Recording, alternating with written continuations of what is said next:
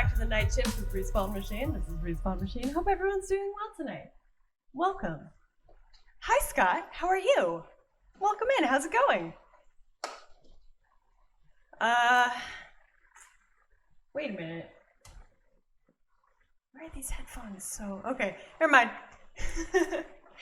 Just thinking to myself. Tonight I will be continuing with some more Shelby's notes. Which, wait a minute, what the heck? Hold on.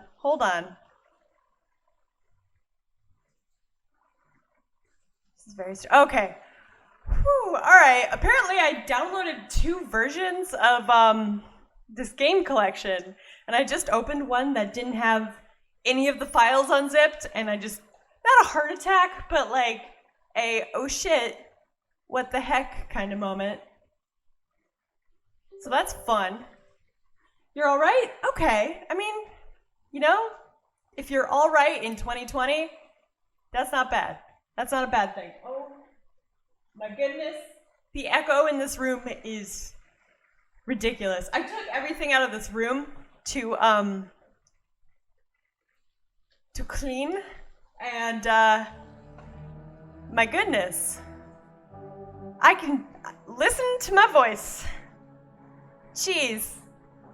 I'm actually debating getting like a blanket or something, like throw in the corner, or I don't know. Wow, okay. It's amazing how much padding random stuff does for your sound. You kind of like the sound? Wait, does it sound cavernous? I mean, if it sounds okay, then that's cool. As long as it doesn't sound like shitty, I guess. I mean, I've got a nice mic, so it shouldn't sound shitty, but I don't know. I'll try to ignore it for now. It is kind of weird, though, like, being so echoey. Anyway, that's cool.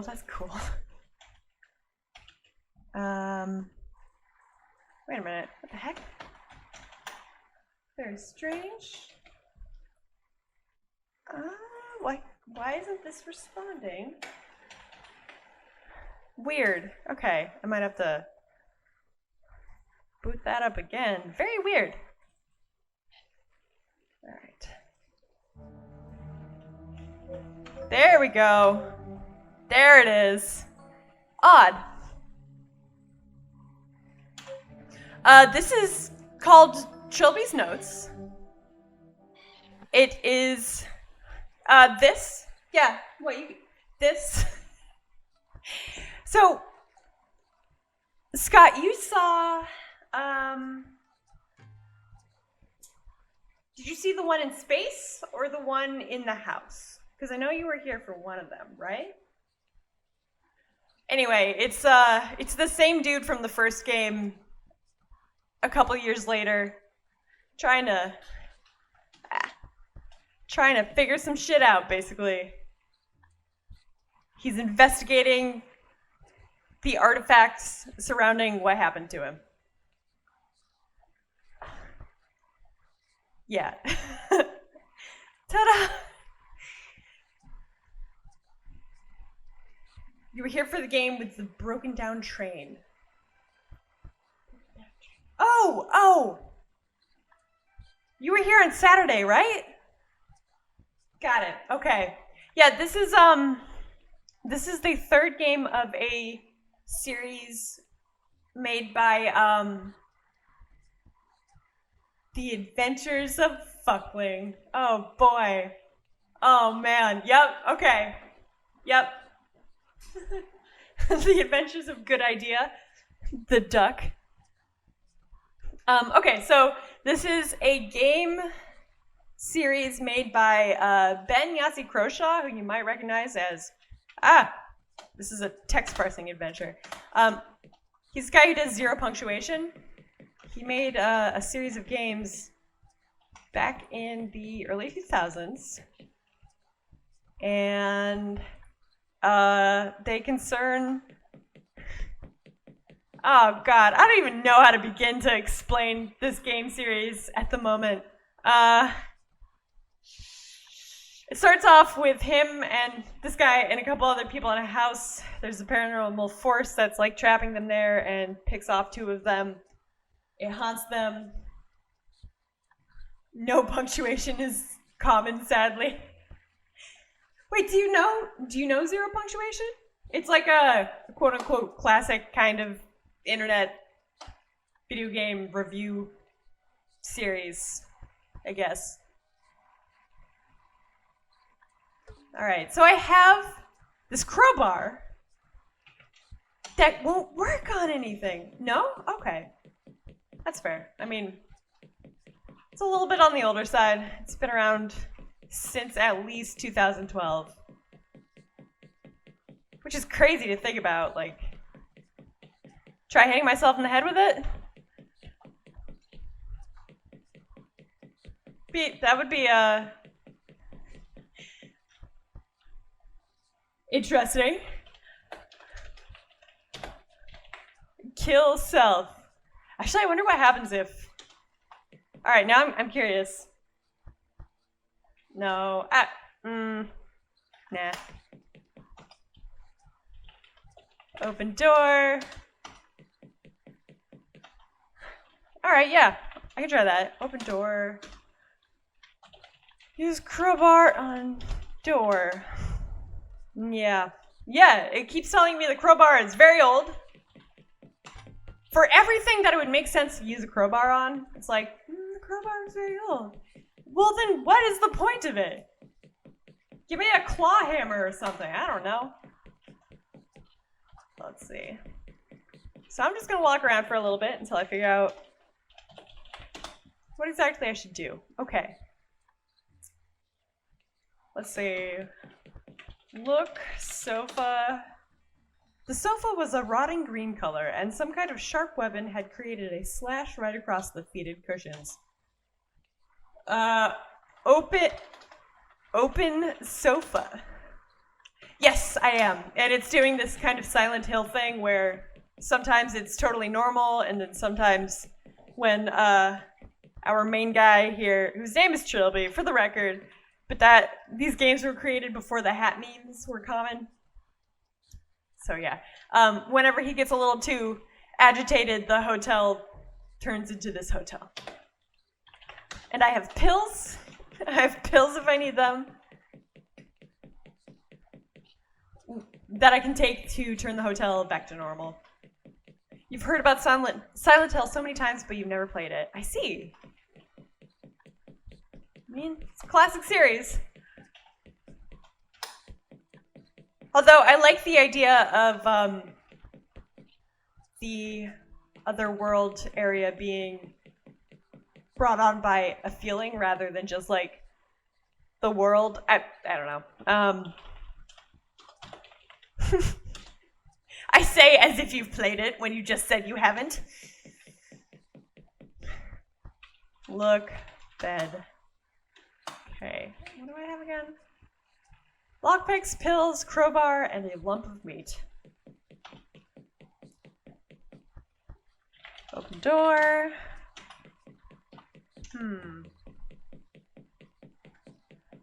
The company of myself.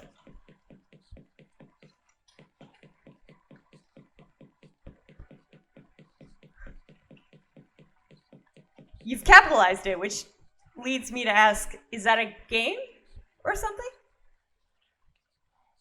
It was a platformer game. Okay. The company of myself. Is that, what system? That wasn't a Flash game by any chance, was it? I mean, I'm guessing not, but, you know. Look wall.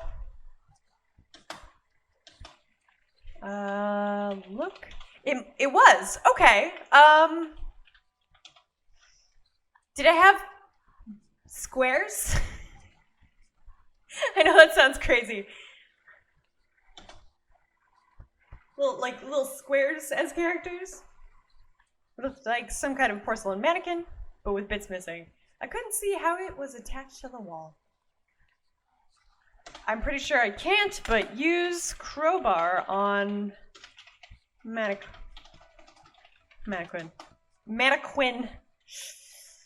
Yeah. All right. So, I'll head back down.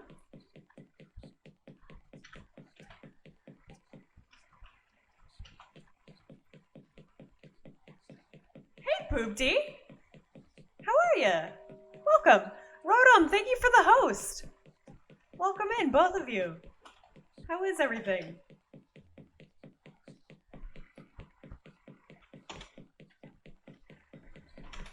I am having one of those days where, like, mentally and physically... Oh, wait, a little guy in a hat, and he could reset, and then the old version would do the same thing, but you could jump on top of it. Interesting. Interesting. That sounds familiar? What am I thinking of? There was squares. Huh. I'll have to look that up afterwards, Scott. Yeah, I'm having one of those days where I'm like, physically and mentally, I don't feel tired, but I also keep finding myself like staring off into space. So I guess I am. One of those times. I'm glad you're good, Rotom. Good to hear. KOLM. Is that KOLM? Are you suggesting that as like the squares one, Scott? Also, I might legitimately get a tarp or something in a second. I get really thrown off if I change anything about streaming, if that makes any sense. Hey, Doyroy, that's an amazing emote. Awesome. How are you, Doyroy? If I have any mods in chat? Hold on. Don't mind the skipping sound. It's a game about a little robot. Okay. That also sounds familiar. Is this all like Newgrounds stuff, Scott? Or wait, no, we talked about like Congregate and what was it? Armor games. So probably around the same era that I'm thinking of. I'm doing well, Doira. Thank you for asking. I'm in a really boomy room right now. Because I cleaned earlier and I took everything out. And now there's no sound padding, and it's really bothering me. And I'm debating whether I should get a blanket and just throw it somewhere.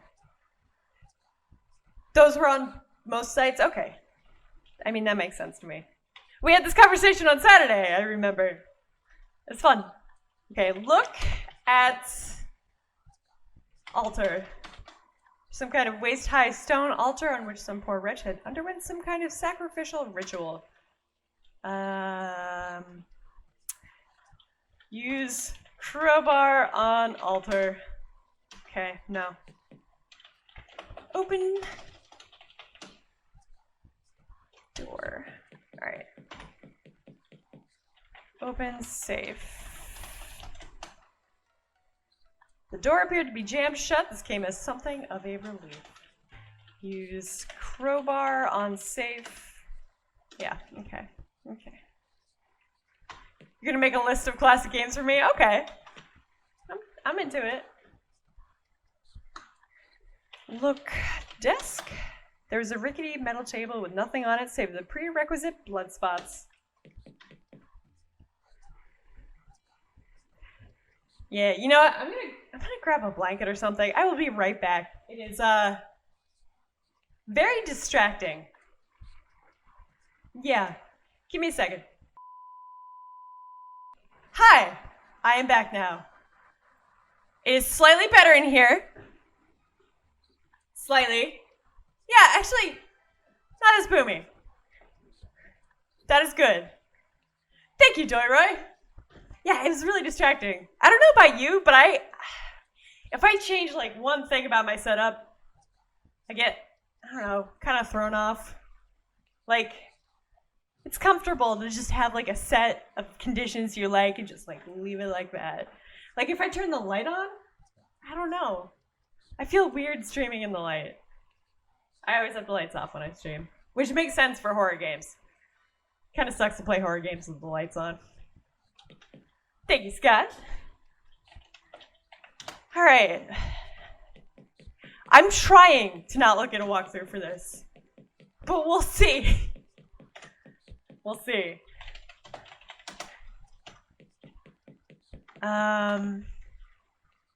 Use crowbar on cabinet? God damn it.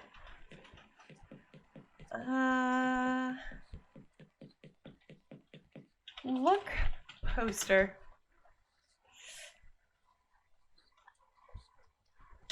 Smash middle poster? You're browsing armor games, starting with the oldest ones, and it's bringing back memories. Nice. Any standouts? I'm trying to remember Flash games I really liked. I know there were some zombie games I really enjoyed back in the day. What else? I mean, Flash gaming was like the only kind of gaming I could afford for a little while. Just because games are expensive, especially if you're like a broke college kid. Fancy Pants. I don't know if I ever played that one. I tended towards like more like horror type stuff. Roguelikes. I don't think there were many Flash roguelikes, but stuff along those lines. Art games. I loved Flash art games. Like what I'm playing right now. Yes, exactly. Exactly. Although this is Adventure Game Studio, not Flash. Which I'm surprised more people don't still use Adventure Game Studio to make stuff.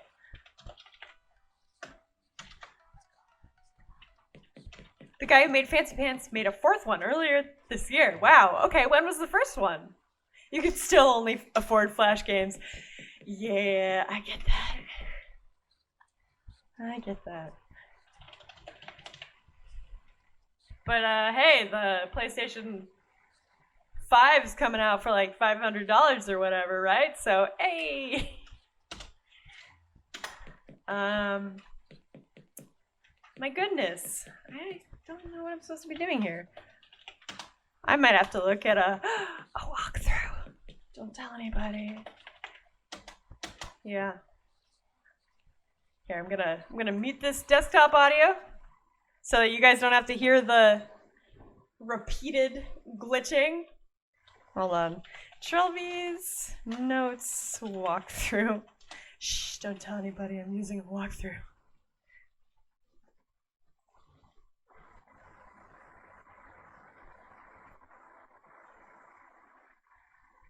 Okay. Okay.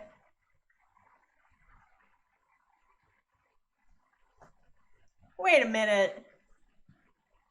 Wait a minute. I thought I already did that. I thought I already tried that. Hold on. Hold on. Use crowbar on boards. God damn it! As I had suspected, the stress provided too much for the ancient crowbar, which was bent to uselessness. I discarded it. Oh, I think I know what I did. I tried to use crowbar on doors, and it was like, nah. It should have been use crowbar on boards. Oh well. Semantics. Open doors. Ooh. Look. Judging by the smell, this room had probably not been ventured into for years. Desiccated corpses dangled from the ceiling, left to rot by some warped interior decorator. November 30th, 2007. Oh, wow. And then latest one is this year, huh? That's pretty cool. It's a long run.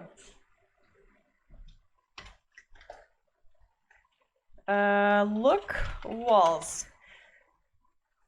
The prerequisite bloodstains had faded to an ugly brown color over time. It did not make them any less unnerving. It had been used to daub some... Dab? Or is it daub? I don't know. Some kind of symbol on the north wall. Look symbol. Damn it! Symbol! There we go. A circle containing 4 triangles and a square. It was evidence of paganistic rituals, but the exact nature of them remained a mystery. Age of War? Maybe. Maybe. I mean, I'm sure if I saw it, I probably would.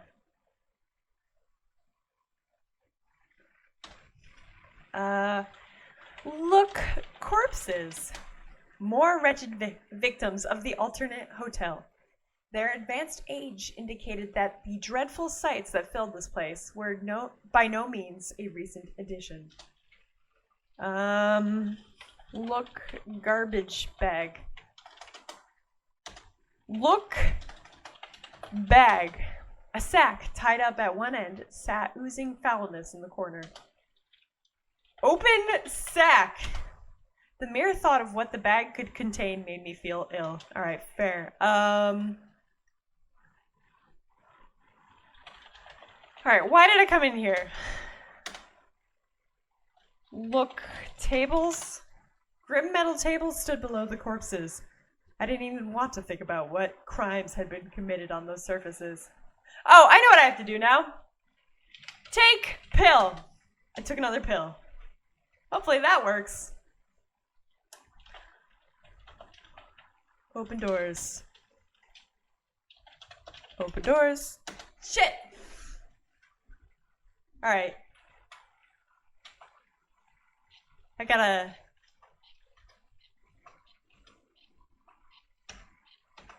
Hold on.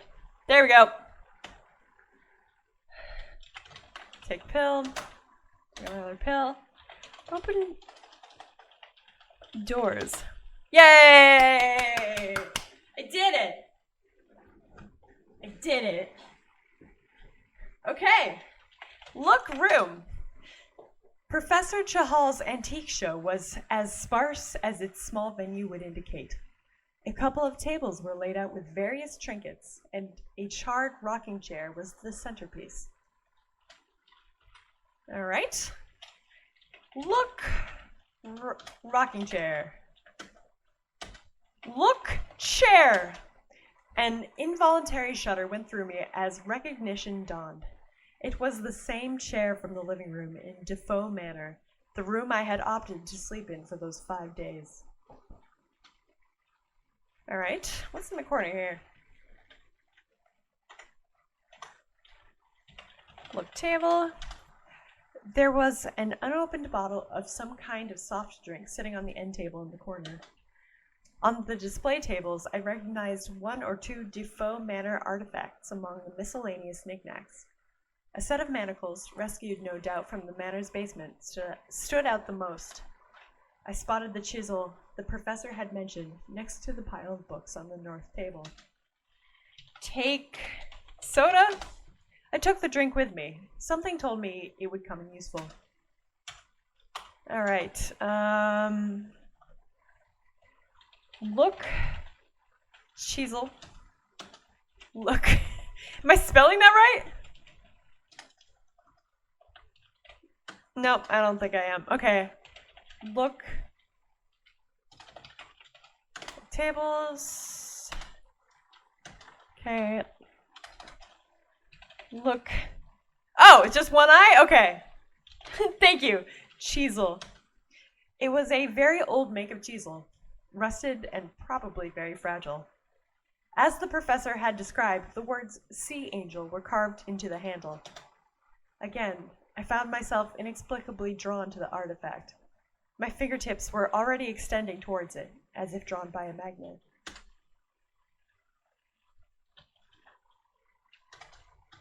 I'm guessing I have to touch it, but look, manacles. They were blackened, but still recognizable as the manacles from John Defoe's basement prison. Touch, chisel. A loud buzzing played in my ears, and my vision began to cloud as I reached over and laid my hand upon the tool.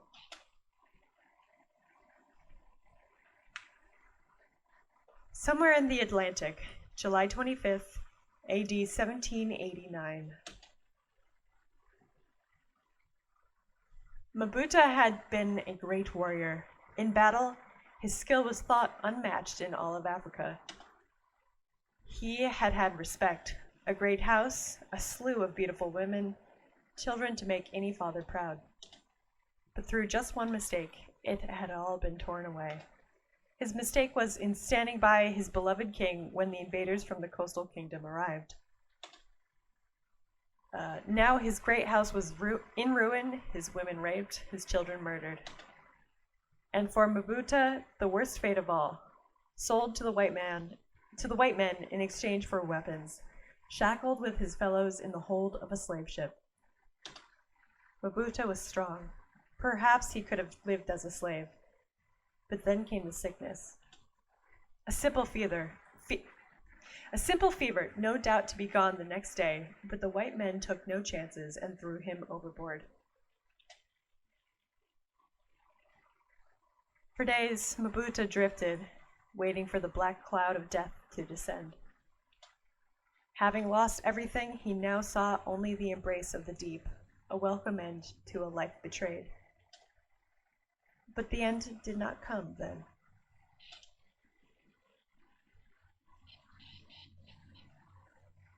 Coming around, Captain. Voices unfamiliar, speaking in unfamiliar language. Mabuta was suddenly terrified that the slavers must have returned, but he was as weak as a newborn and could not move or speak. Looks like we picked him up just in time. Don't know how long he's been drifting out here, but he couldn't have lasted much longer. I don't know what voice I'm doing. Good Lord, look upon us men, the greatest evidence we have of humanity's inherent evil. Never forget that men, sailors such as you or I left this poor wretch to die. Slavers aren't sailors like you or I, Captain. No. I do not know how those devils can have the audacity to still call themselves human. Today there is no pride in being an Englishman. Find our new passenger some quarters. Make him comfortable. Passenger, Captain? Every innocent who sets foot on my ship is a free man. Is there something about this policy you find questionable? Not at all, Captain. No, these were not the slavers. The ship was different, less crowded with terrified black faces. There was anger in the voices of the white men, but not directed at Mabuta. Still frightened, but somewhat reassured, Mabuta passed out. Days passed, and Mabuta's health was restored. To have been rescued by the ship of these good white men had been a fantastic stroke of good fortune. He decided that it had been the will of the gods that he should survive, and that proper thanks would be in order. An idol, that was just the answer. If he could just find some suitable wood and a sharp blade, he could carve the finest idol of his life. I don't know if there's any... I'm curious if anything along these lines ever happened, or if this is just... I mean, obviously this is fiction, but I'm curious if this is just like entirely fantastical white thinking, or if I don't know. There were I don't know. I think you guys get what I'm saying.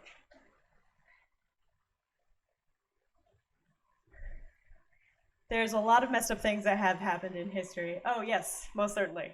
Yeah. No, I guess I'm just skeptical of whether, like, there was ever a ship of white men, or just, like, were there any groups at this time period who were, like, actively anti-slavery and pro... I just realized I've had the desktop audio off this entire time. I apologize. Hi, Bri. Welcome. How's it going? Yeah, I guess I'm wondering if... I mean, there have to be groups, however small, out there in the ancient past who disagreed, but, like, racism was also a thing. I don't know. It's complicated. I don't know if I'm the best person to be speaking about this, but I think you guys probably get what I'm saying. Like, is this entirely just wishful fantasy, or is there any truth to the notion that maybe there were some groups of white people back in the day who weren't completely super racist? I guess is what I'm curious about. I'd like to believe that yes, but I also know that sometimes white people like to tell themselves lies about the past to make themselves feel better. And, the time for that is obviously over. All right, look! The Sea Angel was a small clipper built for speed and the fast delivery of cargo. It was late in the evening and there were few crewmen on deck. Talk to sailor. Mabuta could not understand the white man's language. Any communication would have to be nonverbal. Let's see. Look. Barrels. 1 or 2 wooden barrels were scattered around for convenient reach.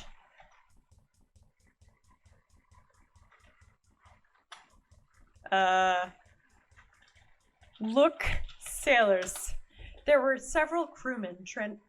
Why can't I read tonight? Oh my goodness. There were several crewmen tending to the ship scattered around the deck. Despite the language barrier, Mabuta could tell they were friendly and cordial. Wave at sailors. I don't know. Yeah, okay. I think that's just me being like, I must say hello to everyone. Right. Climb ladder. Look. The hold was plunged into almost total darkness. With the memory of the slave ship still recent, Mabuta was unwilling to venture from the light. Look, crate. A large crate was sitting in the shaft of light, with letters stenciled on that Mabuta did not recognize. It was cheaply made with poor quality nails, and some of the boards looked ready to fall off. Let's see. Open crates. A strong smell of tea rose from the cracks in the wood, but Mabuta had no interest in the actual contents of the crate. Take wood. The wood of the crate seemed ideal for Mabuta's intentions. He decided to leave it here until he was ready to carve the idol. Climb ladder.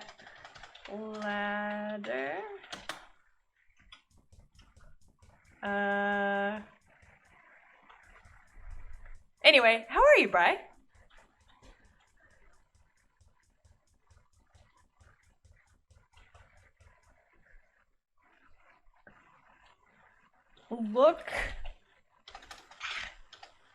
Look, sailor. Okay. Look, rowboat. A little jolly boat was here, apparently undergoing some repairs.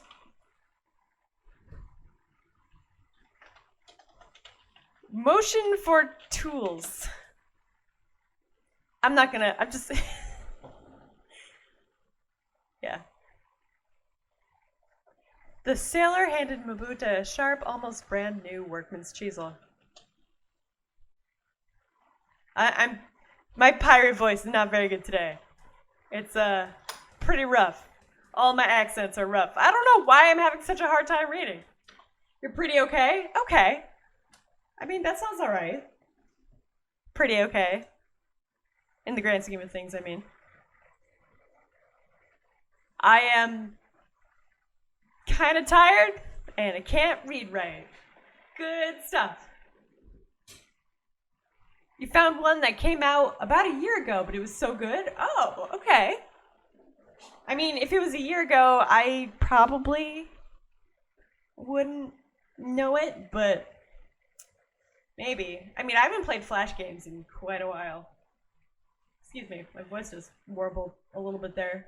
I need an eye patch, then maybe I will channel my inner pirate. Maybe. It could also be my boomy room that's making me like, about doing voices. Making me, what's the right word? Because isn't really a word. It's more of a sound and emotion. I want to say like squeamish, but that's not the right word. Climb ladder. Take wood. The wood of the crate seemed ideal for Mabuta's intentions. All right.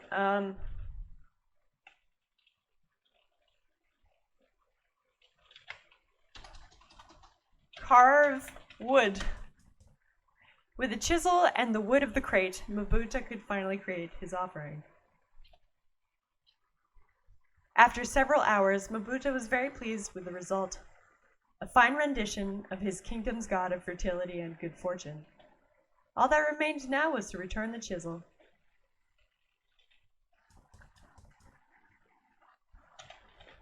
Climb ladder. Oh, yep. There he is.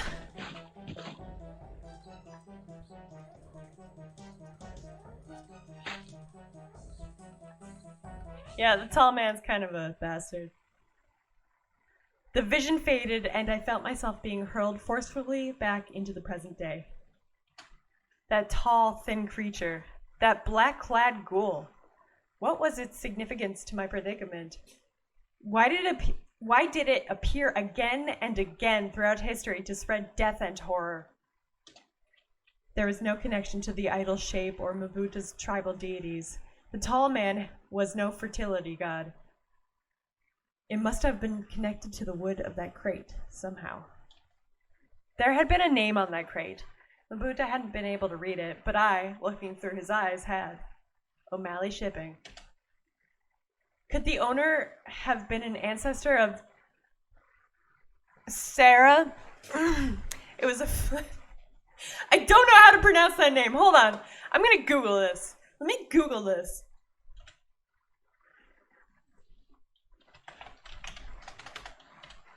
Pronunciation. Siobhan? Here, let's see. What does this say? Siobhan. Oh, this is for Japanese speakers. Interesting. Okay. Siobhan. Okay. Okay. Got it. Hi, Ren. I saw Siobhan and I panicked. I was like, why not? I'll just make it Sarah. But no, it's Siobhan now. Anyway, hi, Ren. How are you? Welcome. I learned something today. I think I actually worked with somebody who had this name back in the end of 2016. But that was only for a few weeks, and then I promptly forgot how to pronounce that name because it doesn't follow any conventions of the English alphabet. Oh my god, yes, it's Celtic. Or Irish, or whatever, but... Hey, free beer! Welcome! Trilby time, hell yeah! Just witnessed more tall man murder. That guy. That rapscallion just murdering everyone. Okay, that's kind of fucked up. Anyway, I'm glad it made you laugh, Rin. I'm good. I'm a little sleepy, like that kind of sleepy where your body and your brain feel okay, but you keep like finding yourself staring off into space or getting really distracted quietly. But yeah, I'm good. All right. Also, this room is super boopy. Frick! God damn. This room is super boomy. And boopy as well, I guess. This room is super boomy, so if my sound sounds different, that's why. I'm in the process of cleaning our office.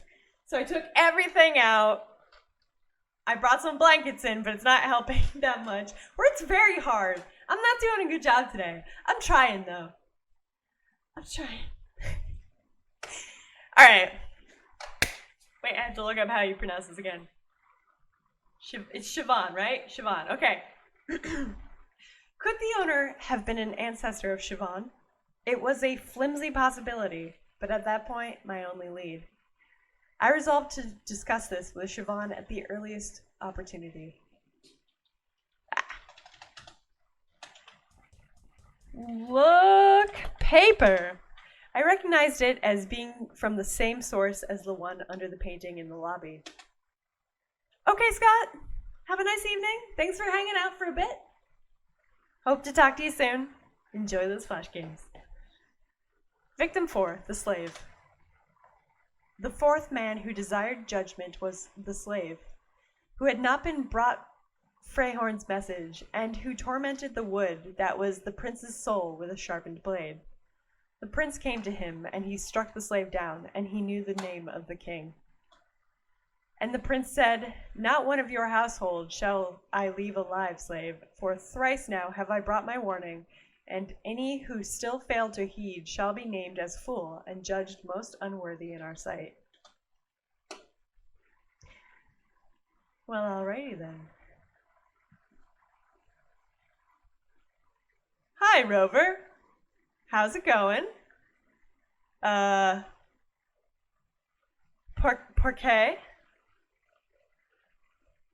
How many times have I used thrice in everyday conversation?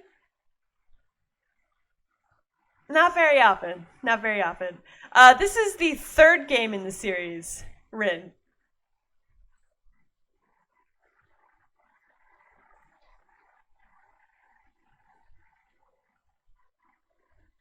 Thank you, Rin. You don't remember much about this one? It is really good. It is maybe my favorite, if I recall correctly. Finally, Oh, it's you, Terry. I thought you might have been the serving staff at last. I will talk... I don't know what to talk to him about. Talk to a bed? Talk to a bed about... I don't know, the Chzo? Do you know anything about Siobhan's family tree, Abed? Specifically, whether or not they ran a shipping company in the late 18th century? What on earth makes you think I would know that? I really don't know. I just thought I'd ask. Why don't you ask Siobhan?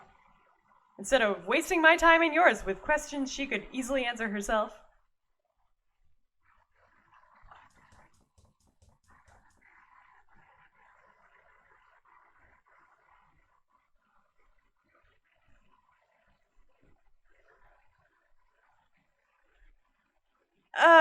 Okay, well, yeah, but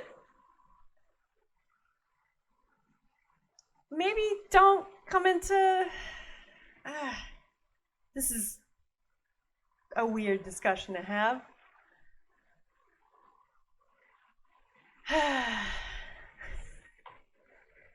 Thanks, Rin. Actuality's here. Thank you so much for the sub, Actuality. How are you? That person was actually following me, but yeah, I don't... So, like, they might have just seen it and been like, meh.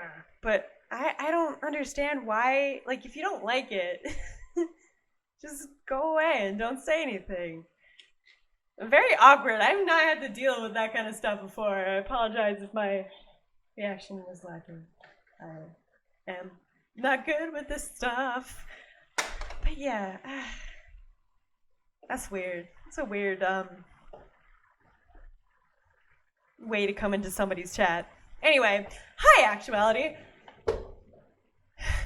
Looking forward to the unban request for that. Katamari, have you had to ban that dude before? Because I know you were talking about banning somebody else who came in and was just like, yeah, pulling that all lives matter. I don't understand the movement. I don't understand things. Kind of thing. You don't think so? Okay. Wait. No! I can't see the messages now. Katamari, you're out of control. All right.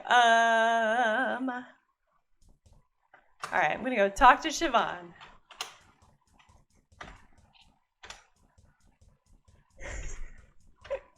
Well, hope everyone's happy. Kata has officially... Okay, yeah, actuality's happy. But yeah, I don't know, like... And I think I'm gonna have to... Uh-oh, free beer. Oh no, just opening the door there. You're headed back into another round of Dead by Daylight, but you'll be here if... Thank you, actuality. Please enjoy Dead by Daylight, and thank you for the lurk. Free Beer says, man, I feel so boring. I've never been banned before. I'm looking at my door as if he can see me. Just kidding. Got asked to leave a bar once? Ooh, what'd you do? What kind of shenanigans did you do, Free Beer?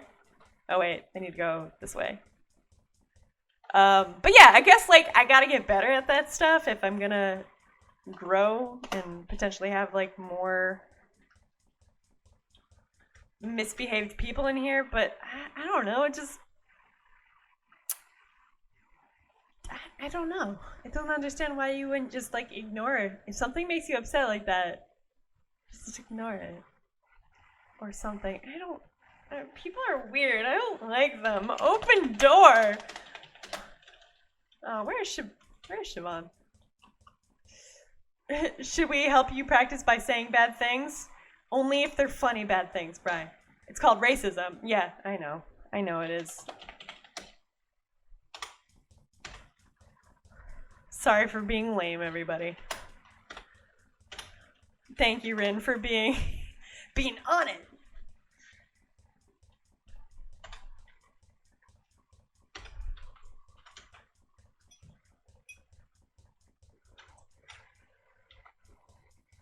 I have to go ask the professor where Siobhan is. Okay. Funny bad things, yes. Take pill.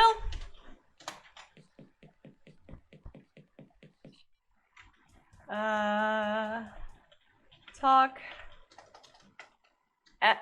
Ask Abed about Siobhan. Siobhan, sorry. Where's Siobhan? She said she was going to go get a drink. I keep telling her it's not right for a girl her age to drink so much. But what do I know about young people today? Fair enough. Thank you, Rin.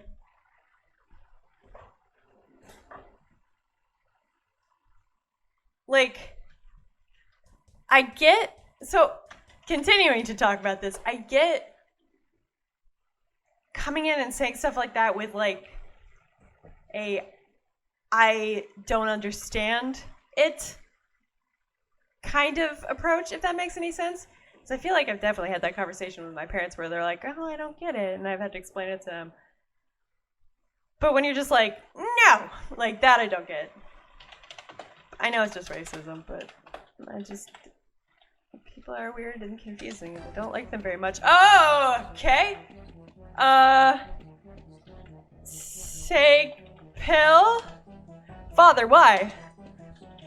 Take pill! No. Okay.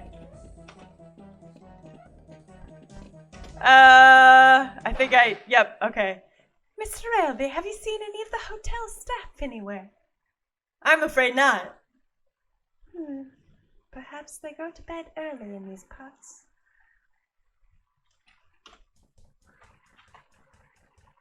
They came in looking for a fight with how they said it for sure. You're probably right. Probably right. Oh, also, not sure. Think I got too loud? That makes sense for you. I don't think I've ever gotten kicked out of a bar. I've definitely been cut off at bars. Don't tell Katamari. But also, we don't really go to bars a lot, especially not now, obviously. But I feel like I could probably count the number of bars I've... that's not true. Yeah. I don't know. Just like, especially because drinking out at a bar versus like drinking at home with beer you bought yourself it's so much more affordable to just drink your own shit. Although there is like the social aspect, which is nice sometimes. Anyway, the drink of Emile Zola fan. Stokezona. I like the generic posters. He did a good job. Like, I know exactly what those are supposed to be. Your friend got kicked out because he fell asleep at the table, so you left with him. So he wouldn't have to leave by himself. But you've never been kicked out. That was good of you to stay with him, Brian. For sure. I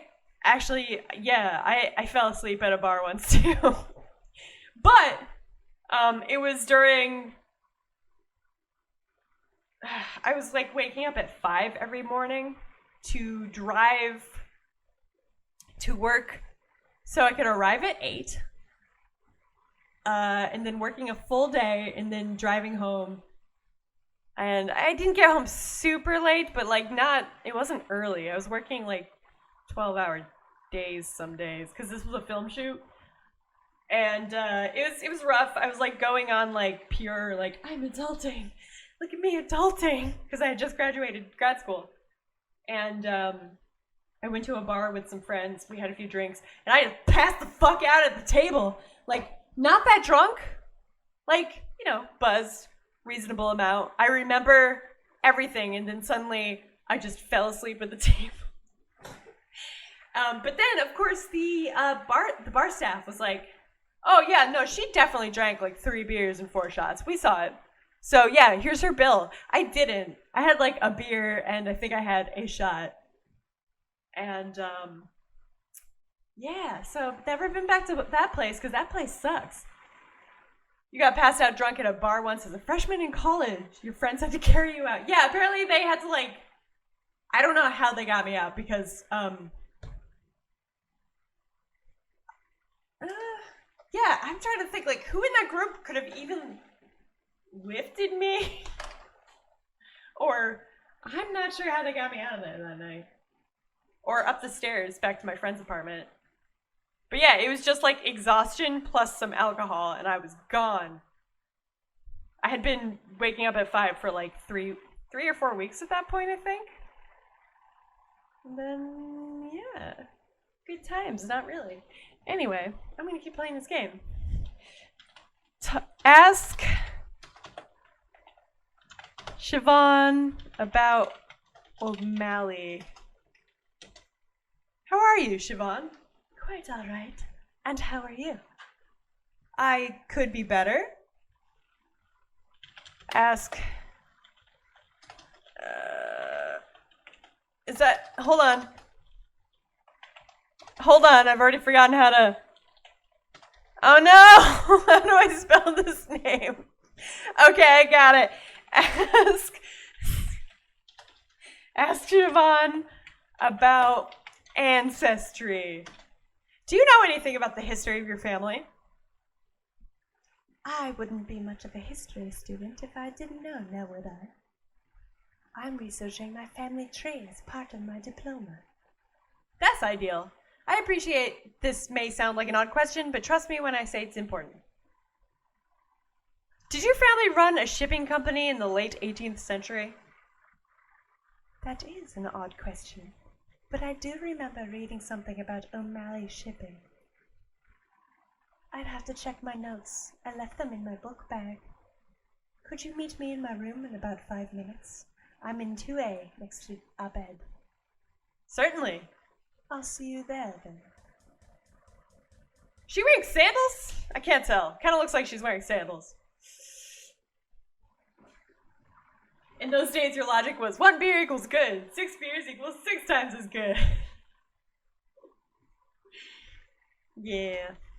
Beer's pretty tasty. Siobhan, what do you know about voodoo? Alright, I'll ask. I'll ask when I see her next. Alright. Open door. Mm. Okay, I have this theory. That everyone is pretty good at typing until somebody else watches them type. Or at least that's how it is with me all the time. Like, I'm not an amazing typist. I can't crank out like 60 words a minute or whatever the heck it is, but I'm not as clumsy as I'm making it seem right now. Believe me, please believe me.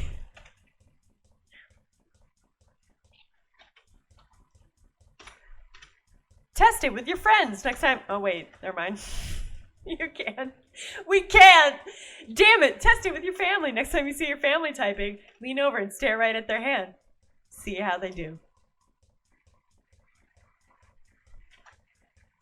Someday we can test it on our friends. Knock? Alright, that one, I just blew it there. Knock door. Door's open. Open door. Come in, please, Terry. You have the papers? Must you always get right down to business? Come and sit down. Let's talk. Alright. How are you feeling? We were a little worried about you. I have these moments of illness. What do you want to talk about? Defoe Manor. Oh. It kind of interests me. I was really into the media coverage of the incident at the time. This client of yours, the one who wants the figurine, what does he know about it? Well, he has an interest in the occult, and there's some nonsense story going around about it. Something about the idol being a vessel for an evil ghost. I wasn't really paying attention. Really? I don't remember hearing about that in any of the reports. No, you wouldn't have. It wasn't widely... Have you heard the story that Trilby was in the house? I could feel cold sweat drooling down my spine. Every fiber of my being was concentrating on not giving any outward signs of alarm as Siobhan spoke of my secret name with wide-eyed enthusiasm. The voice I use for Siobhan is so unsettling. Sorry. I feel like it was a lot more pleasant last session, and then, I don't know, I think this is what I used, so... Sorry, Win. I'm sorry about this voice. His spine drools, yeah. Drool and sweat. That probably applies to lots of things. You get all self-conscious. That's true. That is true. I had a friend once tell me that they felt that way about driving, and I was like, that's not good, my friend. You gotta be good at driving 24/7, and if not, you shouldn't be driving. Typing, though, I feel better about admitting that I get all wonky if people watch me. But driving, no, I'm a good driver regardless of whether a friend is watching me do it or not. Just saying. Sorry, Sean. I'm just saying. Alright. No one believes it, but Simone Taylor insisted it was true right up until, well, you know. She says he saved her from the house. I think that's a little far-fetched. That's exactly what Abed says. He says a ghost is one thing, but throwing Trilby into it just makes it seem silly. Truth be told, I don't think Abed believes in Trilby any more than he does ghosts. He's so grounded in reality. A sensible attitude. Have you always been an antique dealer? Siobhan, please, I came here to talk about... Let me put that another way. Have you ever been an antique dealer? I knew it. The outfit, the hat, Terry Railby. You're him. You were in Defoe Manor. And now you've come here to finish off the ghost. Siobhan, I always knew there was something else. In this world, that there was something better, more glamorous, just below the surface. Will you take me with you? Listen to me. There is nothing glamorous about what I do. I live in shadows that threaten to consume me every single day. And if you pursue this any further, you're going to walk straight into one. What What are you talking about? There is something extremely dangerous in the hotel. I don't know what it is, but... Oh god. No! Oops. Look! No, wait. Hold on. He's gonna kill me, isn't he? Wait. Kick. Tall man. Oh! Oops. Siobhan was out cold, but uninjured. She would probably be safe on her bed while I continued my investigation. Oopsies! I kicked her in the face! Look. Oh, that's all caps. Look. Siobhan. I considered myself lucky that I was not as skilled in unarmed combat as I thought. Fair enough. Yeah, oops. Oopsies. Just leave her there. Look, bag. It was a perfectly ordinary student's backpack for carrying books and personal possessions. Open bag. Yeah, I'm gonna look through her shit now. Oh! Open bag. Under the circumstances, Siobhan probably wouldn't mind. I'm gonna kick her in the face and then I'm gonna open up her bag. There were a few textbooks, a half-empty water bottle, and a large folder marked O'Malley family history. This, I decided, was my quarry. I flipped through the pages until I reached the information relevant to the 18th century and read my discoveries out loud. Now I'm hearing Princess Take Me With You in my head. I'm jealous because I have had... Have I told you guys about Everything is Terrible? Everything is Terrible is amazing. And, I mean, I could just end it there, but they take, like, old video cassettes, old broadcasts, just of, like, hokey 80s and 90s videos, and they cut them up, and there are a handful of songs in their videos from, like, old, like, hokey old songs from old shit, and I get them stuck in my head all the time. And it's exhausting. I just want good songs stuck in my head again. Okay, anyway. The Liverpool-based O'Malley Shipping Company ran for 3 generations of the family in the mid to late 18th century until the loss of one of their clippers drove the company to bankruptcy. The owner at the time, Jacob O'Malley, placed the blame somewhat irrationally on a shipping crate which family legend alleged to be haunted, and that had been on the ship at the time. Okay. There are numerous tales of bizarre events surrounding the crate, and the story of the crate's origin is no less mysterious. It goes that a strange young man came to a carpenter's at the Liverpool dockyards with a very expensive-looking harpsichord, which he insisted be smashed up and the wood used for whatever purpose the carpenter desired. Go on. He refused to leave until the instrument had been utterly broken into its component parts in front of his eyes, and the wood sent to be made into crates for O'Malley Shipping. When pressed for his name, the man identified himself as one Jack Freyhorn. The Rooms of Jack Freyhorn, July 28th, A.D. 1778. So, what trifle have you been wasting your father's money on now, Jack? What does it look like? It looks like a virginal. A harpsichord, actually, in the Flemish style. Quite old, quite expensive.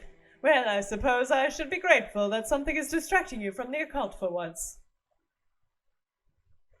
I fear you may be speaking too soon, my friend. Oh God, I should have known. You and your silly obsession.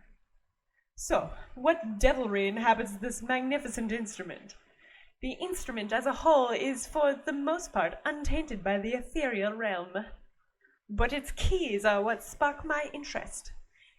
Unusually, they have been carved from centuries-old English oak. And that's the interesting part? I will not be disheartened by that sharp tongue of yours. The wood has gone through many incarnations before being incorporated into this device.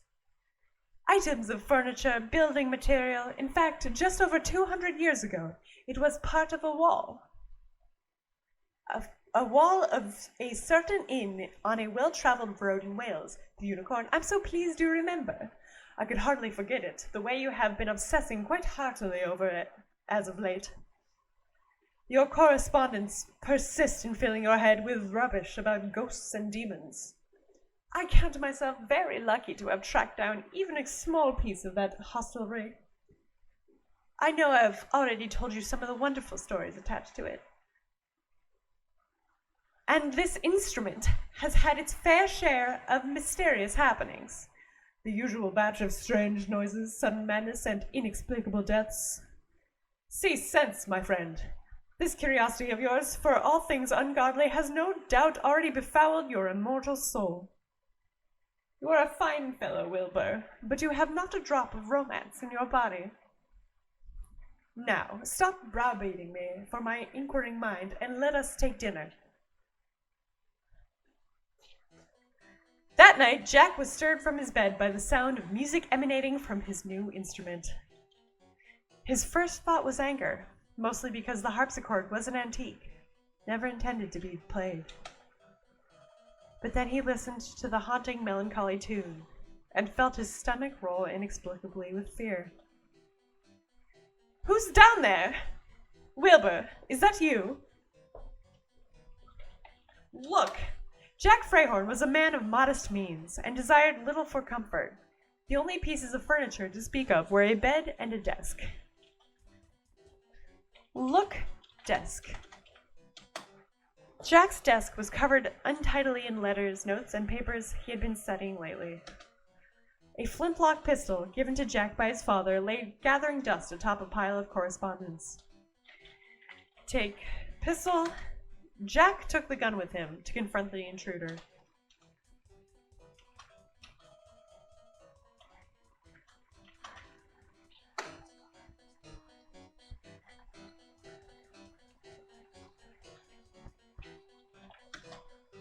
The sparsely furnished room below Jack's bedroom was dominated now by his new harpsichord. The same instrument was now being tormented at the spindly hands of the emaciated intruder. Jack could not take a step further, because he realized with a lurch that he recognized the dark figure that sat at the keys. He had read of this strange entity that recurred frequently in stories surrounding the Unicorn Inn and the objects that were later constructed from its wood.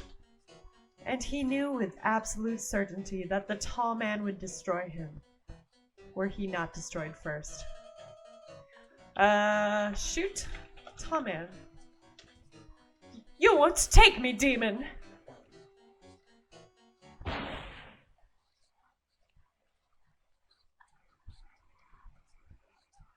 Wilbur? No. Oh God, no! But I could have sworn. You. I know you. You have... Oh God. Please forgive me, your majesty, for my transgressions. I am a worthless, craven fool, not worth a second of your precious time. I beg you, spare me. I will redeem myself for my offense. I will be yours forever, my body, mind, and soul.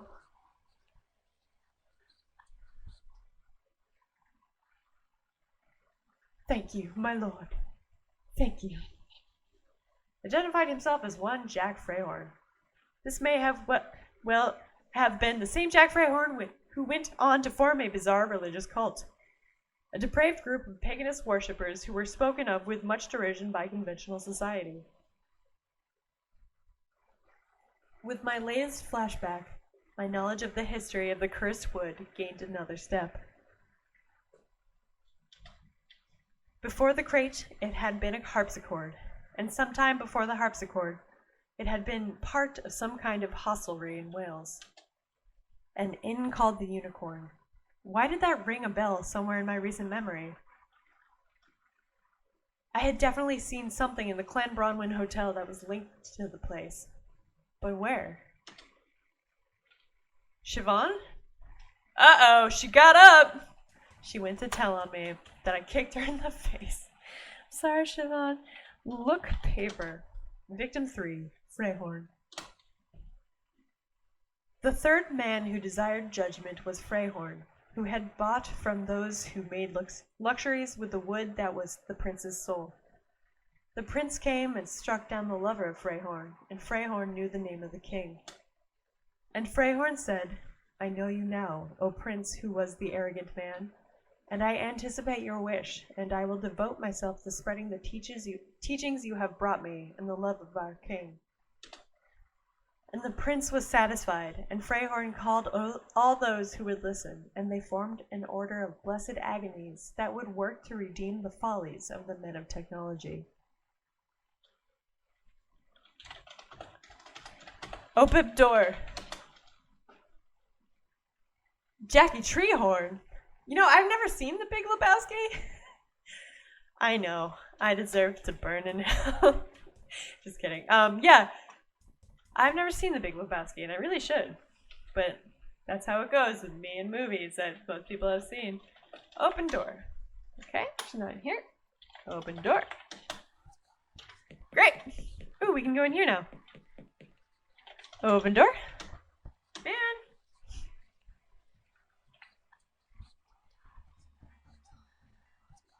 And all right. Everything is terrible is amazing is such an odd sentence. That is true. That is very true. The lexicon? I don't know. It doesn't work technically.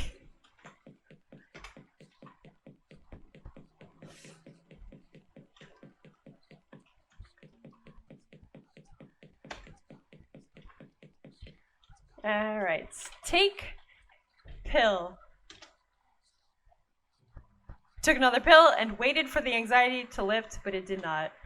To my unending concern, I realized that the decay of the alternate hotel had spread, either to me or the pills, and they no longer worked. I had to find a way to restore their effect, or at least another method of calming myself. Goody! Drink Speedy Cola. I took a swig of the beverage. I could almost feel the caffeine starting to heat up my brain. Did that work? You truly cannot say how many times you've seen The Big Lebowski? Really? Many, I take it. Many. From somewhere to the west, I heard the familiar sound of a door being unlocked. Lankman? Lankman, wait!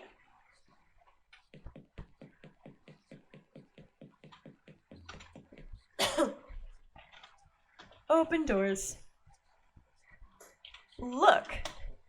What had once been a kitchen was now some kind of torture room.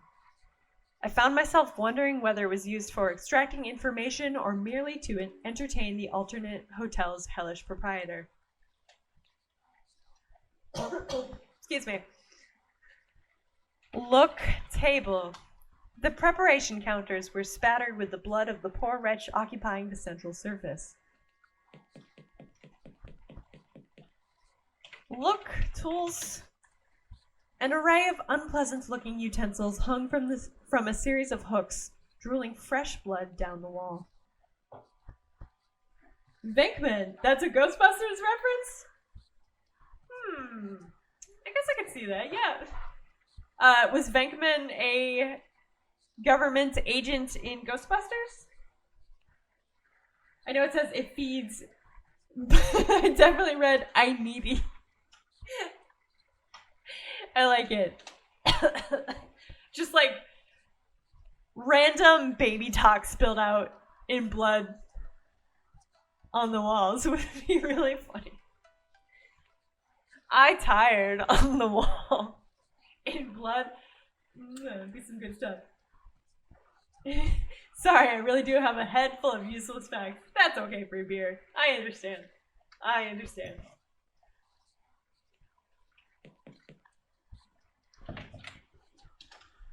Open oven. The oven, the sole remnant of the kitchen's former usage, was stained from the inside with desperate handprints. Huh. Open oven. You can't look inside oven. Oh man. Take knife. I could not bring myself to touch the implements. Alright, that's fair. Open door. Oh, cool. Look. The grimy cellar had been abandoned for some time. A large section of the floor was worn away. The worn-down area had been conquered by a swarm of greasy black beetles. Uh-huh. Look. Skeleton. Damn it. There you go. At least 2 individuals had met with sticky ends down here. One of them had been almost completely picked clean by the beetles. The other I noticed was heavily decayed except for its hand, which was fresh and pink. I wondered if this had something to do with the puddle of water it was lying in.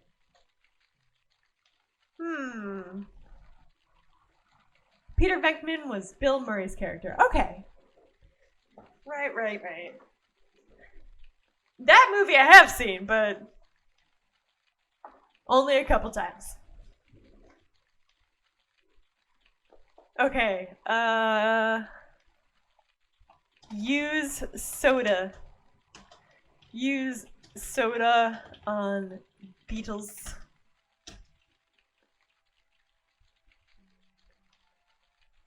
Use meat.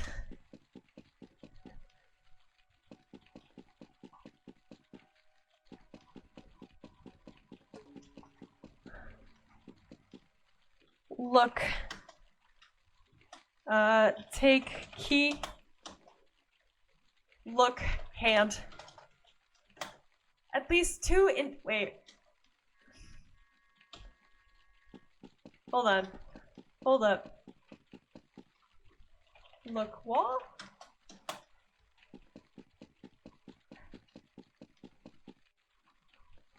Look. Why did I come down here then?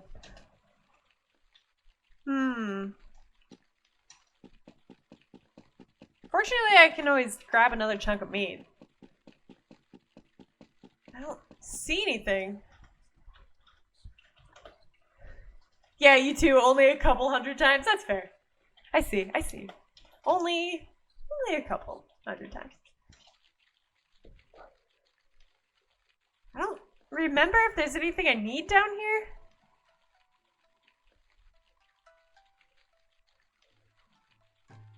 Huh. Alright. Open door. The emergency door refused to budge. It appeared to be jammed. Alright. So what do I have? Okay. Why did I come down here then? Me in the middle of the night staring into the fridge, knowing there's nothing I want inside.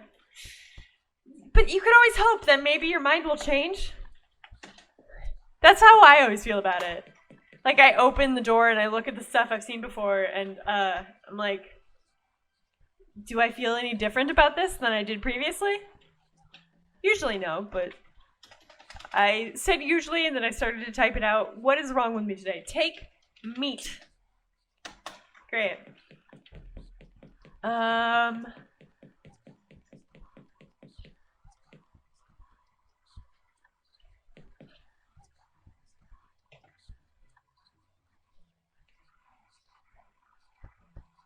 Huh.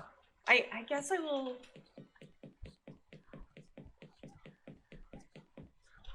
Open doors.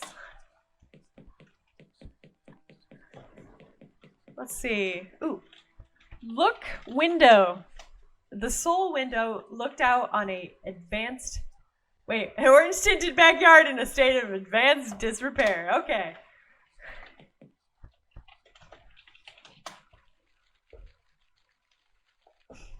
Let's see. Look walls. Look beetles. Each was about the size of a child's fist. Great. They scuttled back and forth across the floor, slipping in and out of heavy cracks in the foundations. Looking at them made me feel quite nauseous. Yeah, so I'm actually...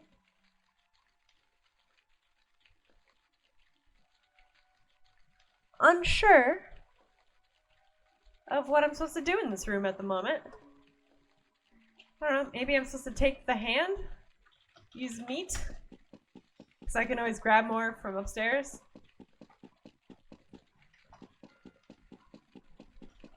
Look meat. Okay. Take hand. I doubted I could have taken that with me. Alright, well, drink water.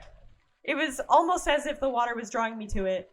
Not like a scrabbling thing in my mind like the chisel or the painting, but more like a beckoning siren. I couldn't help myself. I crouched down and dipped my hand in. It felt uncommonly refreshing and brought an amount up to my lips. My unhygienic surroundings forgotten. Yeah, there's a dead guy's hand in there, my dude, but okay. Well, you can have my notes, but I can guarantee they are wrong. Hi, Remy, how you doing? It's very generous of you to offer. I very much appreciate it. Thank you. Thank you. As a pleasant feeling of simultaneous coolness and warmth spread from my stomach, I realized that the water had some sort of rejuvenating effect. I had no explanation for this, but at the time I didn't care. I was beginning to feel in the back of my mind the familiar tickling sensation that indicated a reality shift. So I swiftly scooped a few drops of the liquid into my pill bottle, shaking it through the remaining pills. Basement! I'm in a normal, regular, everyday basement. Look! The hotel cellar was lit up by a single spotlight and seemed almost completely bare but for some dusty cardboard crates and a wine rack. Let's look at that wine rack. Look, wine rack. The wine rack was severely understocked. The hotelier had no doubt been meaning to refill it. Only one bottle remained, a dusty green one. Take wine. Aw. But drink wine. Aw. Shelby doesn't know how to drink wine. Poor guy. That's a sad fate. Actually, I don't really do wine because wine seems to make me vomit, and not in like the I was super drunk and then I blew chunks way. In like I had 2 glasses of wine and now I'm puking it all back up. Why? So I used to drink wine a lot, and now it's just too risky. Like I think it was like late 2018, maybe, when Katamari and I were like, oh wow, you drink wine and then you barf a bunch. Maybe you shouldn't do that anymore. And that, that sucks. Anyway. Peppermint and pickles don't go together. That's fair, Rin. Yeah, I agree. Did you just try it? Did you try peppermint with your pickles? Oh no. How did this happen? Teleporting water. Wait, in terms of drinking water out of the puddle of water that had the dead hand in it?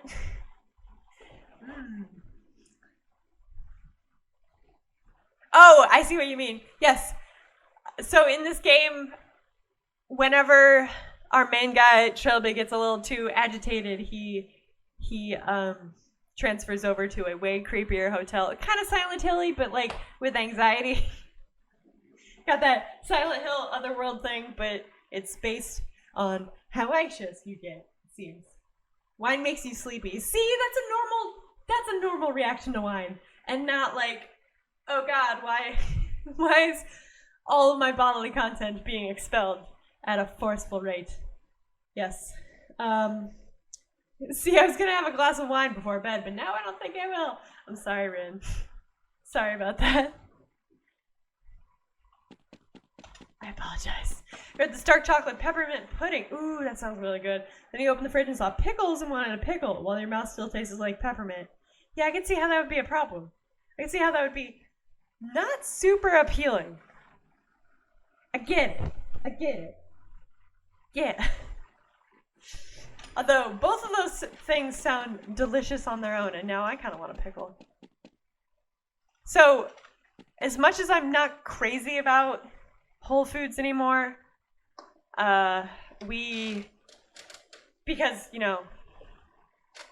Bezos, and also, I don't know, like, I actually used to go to Whole Foods quite a bit because it was on my route to work, but now that I don't got work no more, I don't really, also there's a pandemic, yeah, I haven't been to Whole Foods in almost a year, but they have really good bread and butter pickles.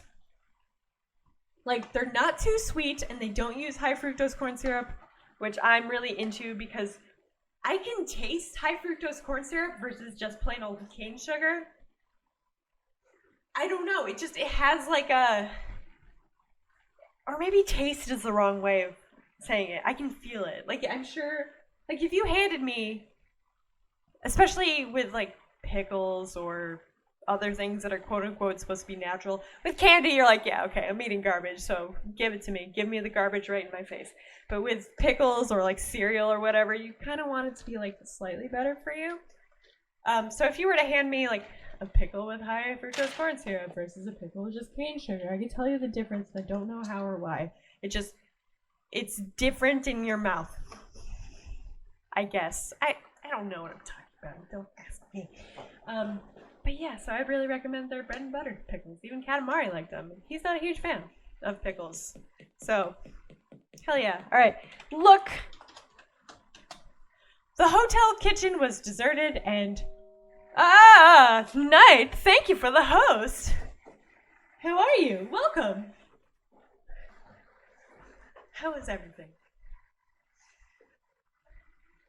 Okay. The hotel kitchen was deserted and completely sterile. Sterile? Whatever. Whatever had happened to the staff, it had happened before they had started preparing dinner. He likes toast sandwiches. Katamari. Oh, yes. Katamari doesn't like bread and butter. He likes toasted. You've seen those?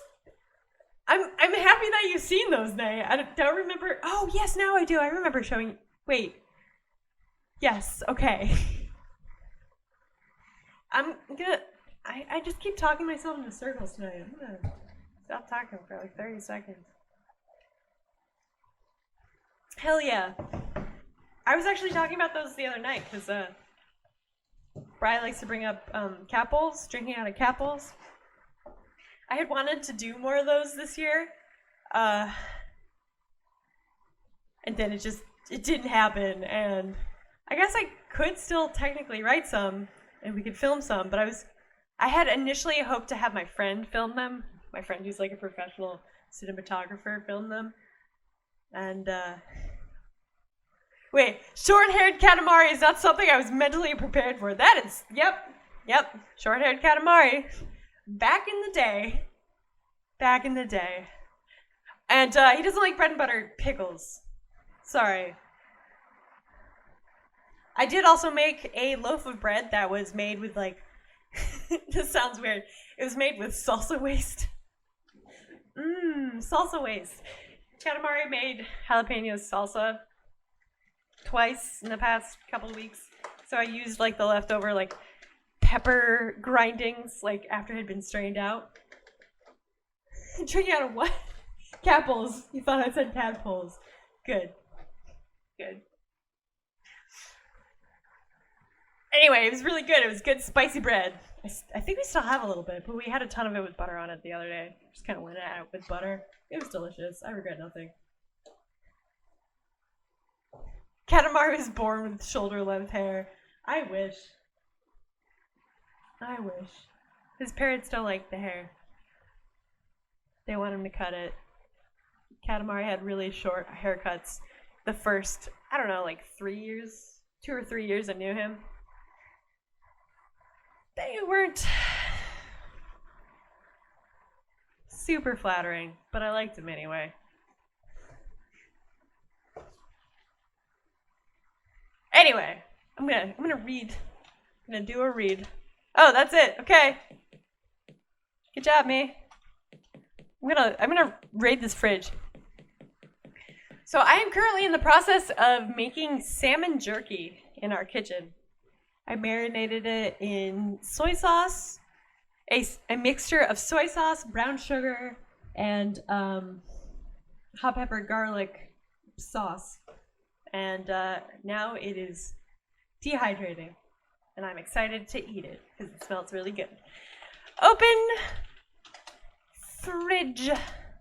I had no interest in the hotel's food storage. Oh man, but there could be such good stuff in there. They might have pudding. I don't know. Open door. The emergency door refused to budge. It appeared to be jammed.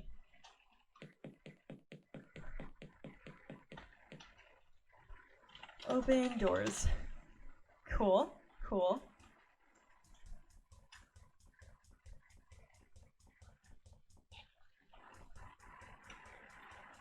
Open door. Nobody's here. Open door. Where is everybody?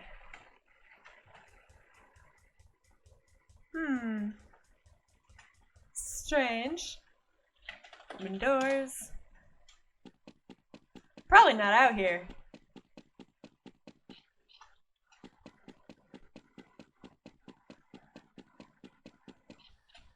Oh, goody.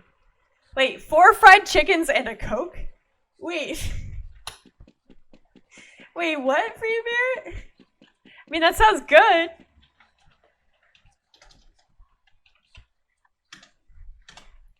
I could go for some fried chicken. It's been a while since I had some good fried chicken. Open doors.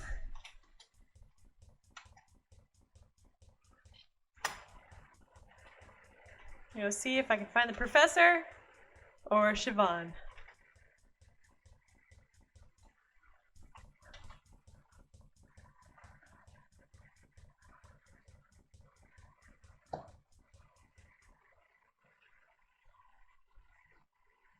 Wait a minute. I don't even remember what recipe I was going to do for the next one.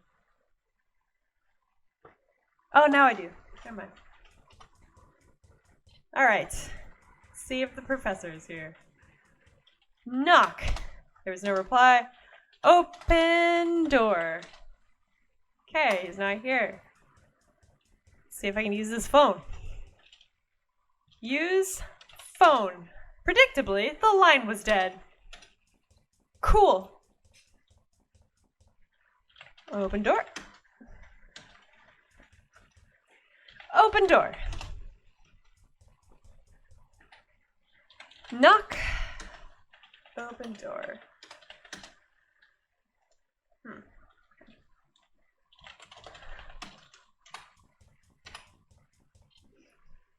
Someone brought up toast, and your brain went right to the Blues Brothers. Nailing it with all the movies tonight. Movies.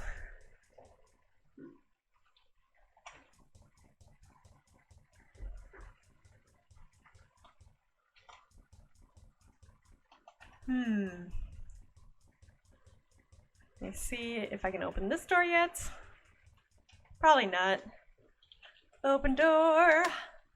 Okay. That was predictable.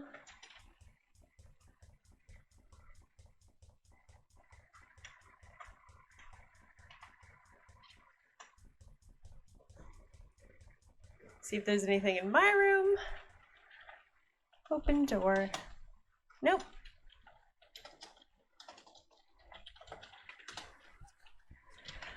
Take pill.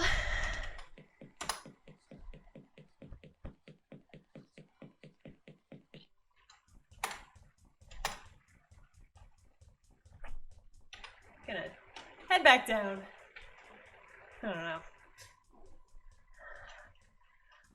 It does take a little while to navigate this entire hotel sometimes, but that's okay. So this game is unusual in that when you're maneuvering the hotel, you just hit, like you hit an arrow key, and he goes in that direction until you hit it again, or you do something, like, you know, type in what you want him to do. Open door. Oh, cool. Cool beans. Look, it hurts. Oh. Well, shit. Look. The air in the hotel office was swimming with dust. The proprietors clearly felt that record keeping was more of a formality than a necessity. There we go. Well, hi Scott, welcome back. In the corner of the room was a diminutive, there we go, diminutive but sturdy steel safe. My goodness, I just got stumped by that word. Look, desk. There was virtually nothing on the desk, and it lacked a chair. Obviously, very little work was actually done here. I come back and see him standing in front of an altar and a pentagram. Yep, welcome back! I was watching some retro stream a while back, and there was someone in chat whose name was 4 Fried Chickens and a Coke. Fantastic. You told them that was the best tag on Twitch. Nice. Open door. Oh, wait. Open safe. That word was like a hazelnut to your brain. Thanks, Bri. Thanks.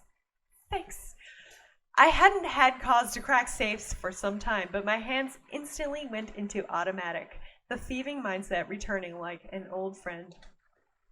When the job was done and the safe opened, my nostalgia faded into puzzlement when I found it empty. Just for once, I'd like to crack a safe that actually contained something. Is that so much to ask? Am I proud of you? Sure. Sure, let's go with that word. Proud. Yes, good. Open door. Alright. So there's nothing in the safe.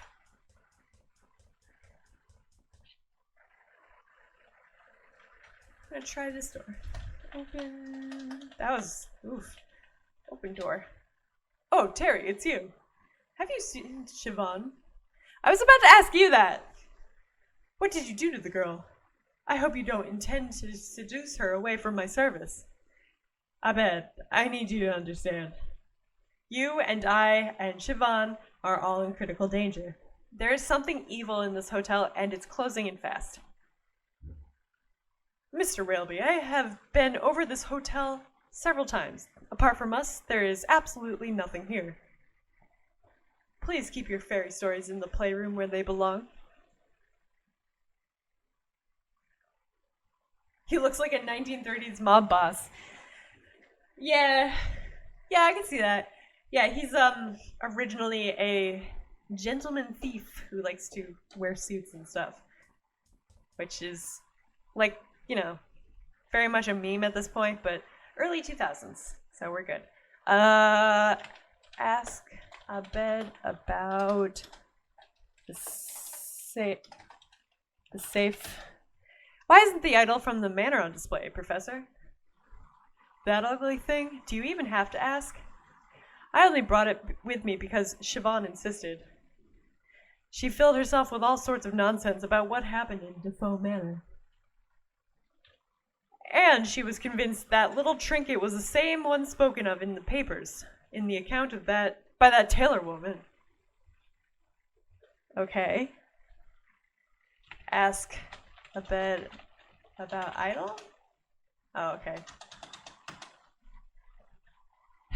Ask a bit about staff. Huh.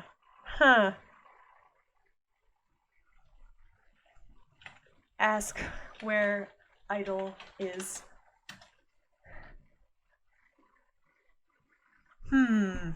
Okay. Ask a bit about Reception. I'm trying to get him to be like, hey dude, where's the hotel staff? If all else fails, pop some pills.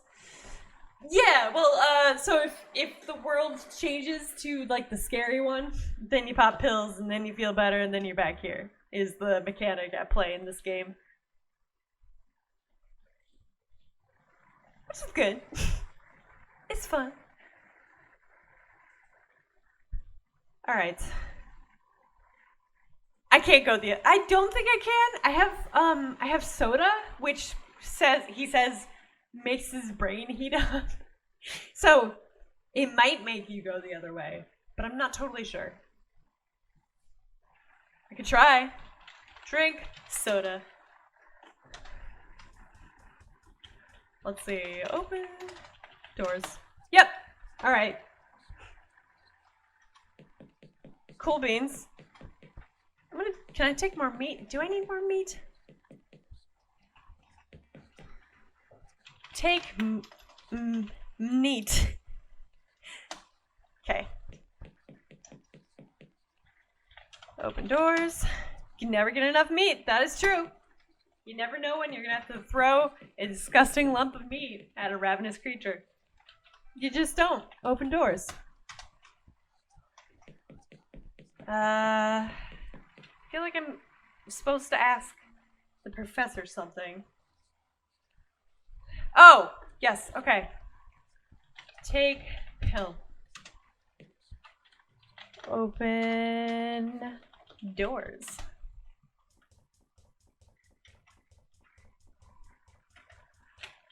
Open doors. Ask a bed about the unicorn. Do you know anything about an inn called the Unicorn? Ah, you noticed my shingle. I picked it up as a curiosity at an antique fair a couple of years ago. Dates all the way back to the Elizabethan period, from what I understand. But I just can't find a buyer for the damn thing. Don't suppose you have any clients who might go for it? Possibly. Do I have your permission to examine it? Of course. I may have to touch it to assess the texture. By all means do so. As long as you're not going to test its strength over your knee or anything.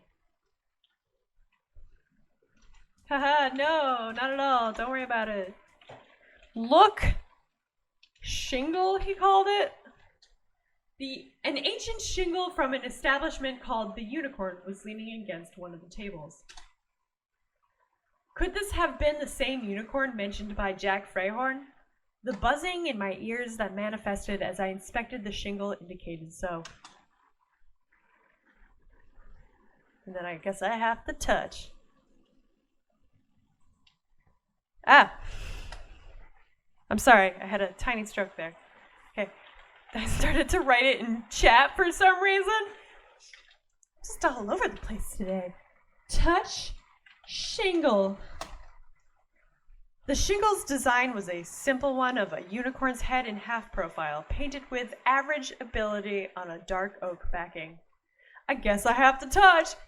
Yep, that me all the time. Also, the use of shingle here is interesting. That must be the British term for the signs that are like historically hung outside of British pubs. But I've never heard that used in that context here in America or in my, just like learning about the world. But I guess you woke Freddy up and he's decided this means he gets to attach his claws into your skin. Very nice, Freddy. Good stuff, Freddy. Yeah, Tilly slapped me in the face earlier, but I deserved it. I like to pick her up and hold her like a baby, and then she slaps me in the face because she hates being held like a baby. But she's so cute. So cute. At least she's touching the shingle, not touching the meat. I can touch both at the same time.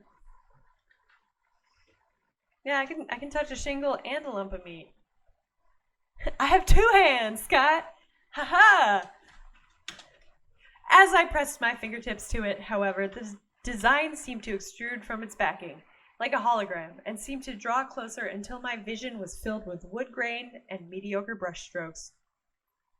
You probably deserved it. I did. She does not like being held. She doesn't like being held, but then and she gets very angry about it, but then the second you put her down, she's like, oh, okay.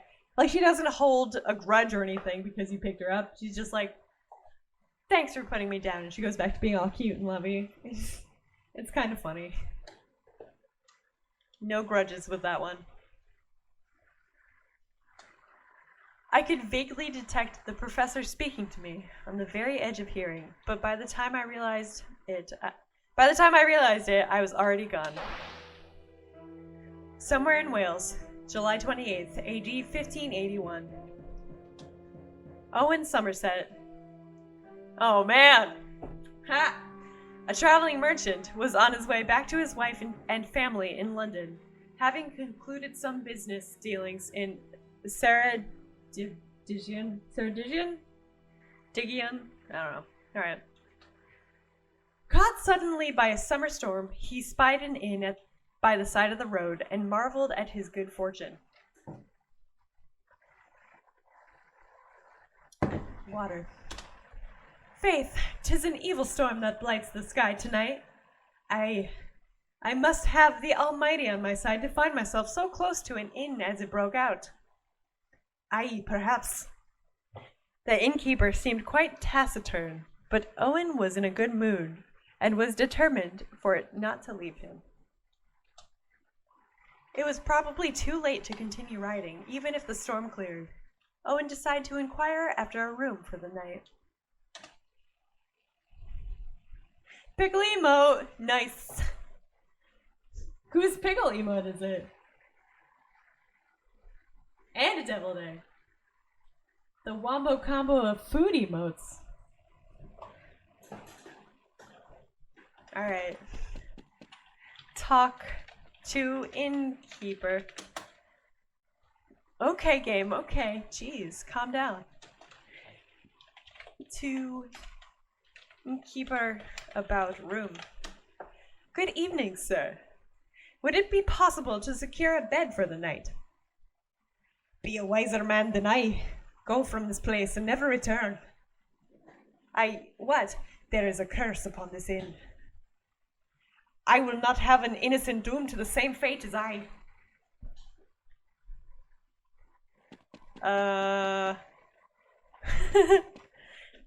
Open door. Owen had no intention of leaving the inn until the storm cleared. Ask innkeeper about room. I have plenty of gold to pay for my board.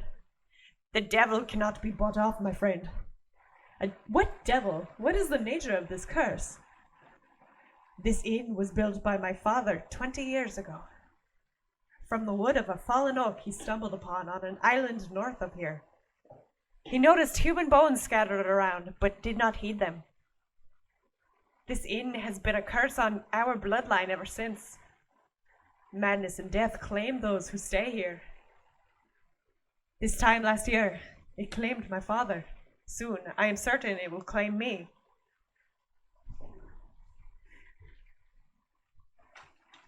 Ask innkeeper for room. So why do you remain? I do not believe in fleeing from the mistakes of the past. If the Almighty wills that my family must pay for our errors, then this I accept. But I would not see another suffer for our sins. Leave now, before the shadows take you. Talk to innkeeper about room. Sir, I have little patience for fables, and even less for riding after sundown in the middle of a downpour. Lend me a room, and I shall take the responsibility for my own well-being. You will insist? Not only insist, but I will pay whatever price you ask. Go then, take the upstairs room. And if you remain by the morn, you shall pay nothing at all. Alright, cool beans, thanks. Sorry, I was distracted. Did I just hear wombo combo? Yes, you did. Deviled eggs are what I imagine hell smells like.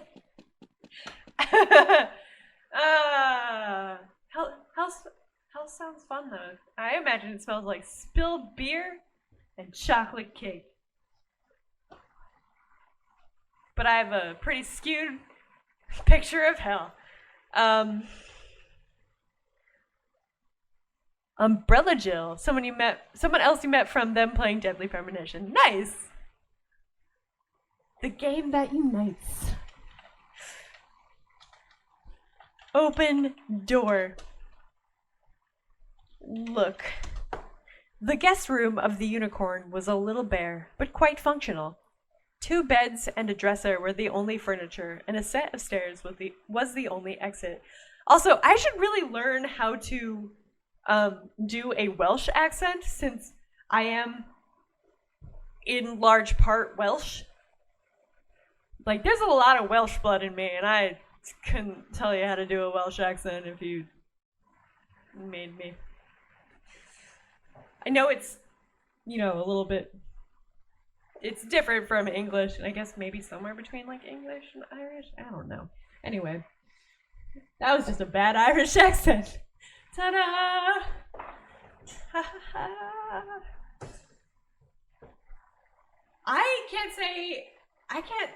I can't remember when the last time I had a deviled egg was. I'm sure I would like them now because I like eggs now, but I didn't like eggs for a really long time. I kind of hated eggs for a really long time, but I could see myself being into a deviled egg now. Katamari, you want to make deviled eggs? However you do that? I know there's like paprika. I could go for a chocolate stout. Me too. I could definitely go for a chocolate stout. Or just like an IPA and some chocolate cake. Either way. I don't know if you've ever had deviled eggs. I imagine they would be pretty good now, but like I said, I think I only ate them when I didn't like eggs. Probably. So my parents would always be like, you don't have to like it, but you have to try it. So I probably tried one and it was like, bleh. And then, I don't know. Or not. I'm not really sure. Jeez. Huh. You like making them with horseradish? That sounds pretty good. I mean, eggs are very proteiny. So, yeah. Also, what's a chocolate stout? Chocolate stout, like, do you know what a stout beer is, Scott? That style of beer? The guest room of the unicorn was a little bare, but quite functional. 2 beds and a dresser were the only furniture, and a set of stairs was the only exit. Nope, never had a beer. I see. It's just a dark kind of beer with a strong, how old are you, bro? Also a good question. Just say 18, Scott. We know you're 18. Just say you're 18. Because we know that you are. There we go. Had whiskey and vodka, though. I had somebody admit that they were in middle school in my chat the other day. And I was like, oh no, I'm sorry. But you can't. No, I know, Rotom. I know. It's more just like, because my stream is mature. If you're under 18, I have to be like, can you please say? And then ban people if they don't, because Twitch will get pissed at you if you knowingly have people under 18 in your stream and you're marked as mature. Anyway, yeah. It was an awkward. They were really nice about it. They were like, oh, okay, I understand. Bye. And I was like, thank you for being cool about this. But, yeah. Also, it is kind of weird that, it's a little weird to have, like, to know that there's, like, a middle schooler watching you as you, like, curse and talk about random shit. Anyway. Me neither. Never touched the stuff, says Free Beer. I've had whiskey and vodka. I like vodka. Whiskey doesn't really sit that well with me. All sorts of ways to make them. Some just use mayo, mustard, and mix with yolk and top with paprika. Oh, that sounds actually pretty good. I like mustard. Your friend is 40 and has never drank. I mean, good for them. If they're not into it, might as well not. You don't like stouts, Rotom? I'm a fan of all beers, except for like macro brews, because they just don't taste that good to me. You'd be surprised, everyone thinks it's the girls in high school that get knocked up or deal with drugs, but it's actually middle school more often. That wouldn't surprise me. Like, if you're in a bad situation where you're going to be exposed to that stuff and not have, like, parents who are willing to draw a line, then it makes sense that it would happen sooner rather than later. You just like beer. I see, Rotom. I see. Yeah, I'm a fan of all beers, except for, like, Bud Light or Budweiser at all, or Coors or Miller. Pretty much anything you would see a commercial for. Well, that's not true. I think they have Harpoon commercials, and Harpoon is good. Whatever. Anyway. Oh, well, Sam is good, too. I just don't like the... Yeah, anyway. I've never met anyone who likes a stout right off the bat. That's also a really good point. Except, Katamari says, "Hi, me." Then there's me, who was completely innocent until I was like 19 and a half. Yo, same though, same. I did not drink until 19, I think.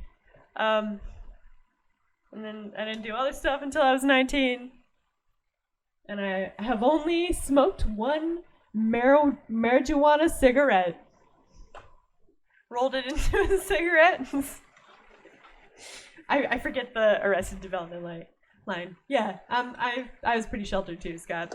I did improv in high school, so there we go. Yeah. Okay, anyway.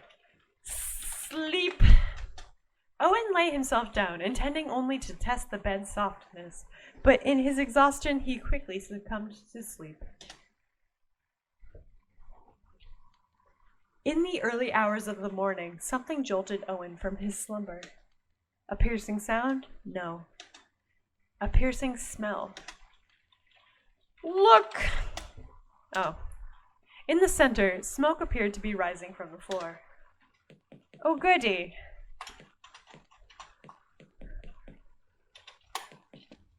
Uh-oh. Look!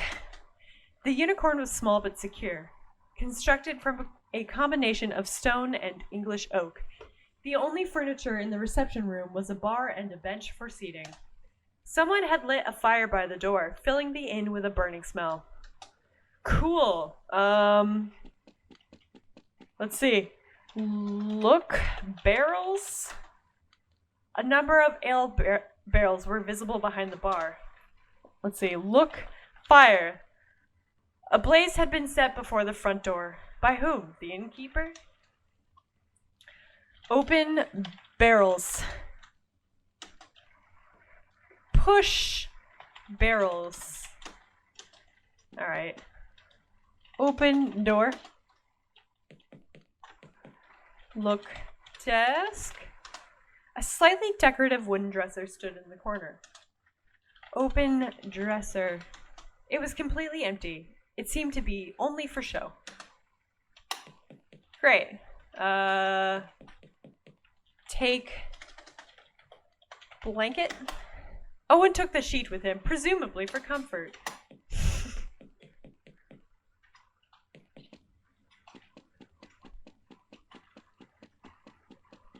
Use sheet on fire.